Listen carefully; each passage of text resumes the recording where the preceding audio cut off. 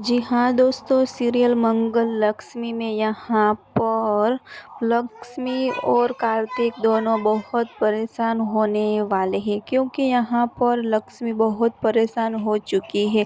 लेकिन यहाँ पर तो बहुत ड्रामा होने वाला है। जी हाँ दोस्तों, आगे सीरियल में धमाकेदार ट्विस्ट मिलने वाला है कि यहाँ पर तो मंगल भी एक तरफ बहुत मुसीबत में फंस चुकी है, क्योंकि यहाँ पर ईशाना की शादी होने वाली है मंदिर में, और ईशाना बहुत ड्रामा करने वाली है घर पे। जी हाँ दोस्तों, आप हमें कमेंट करके ज़रूर बताना कि ईशाना की शादी आरव के साथ होनी चाहिए कि नहीं।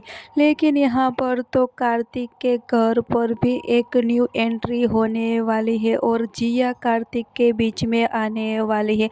बहुत बड़ी मुसीबत। जी हाँ दोस्तों, और एक तरफ कुसुम के साथ भी बहुत बड़ा तमाशा होने वाला है। जी हाँ दोस्तों, आगे देखने के लिए जुड़े रहें।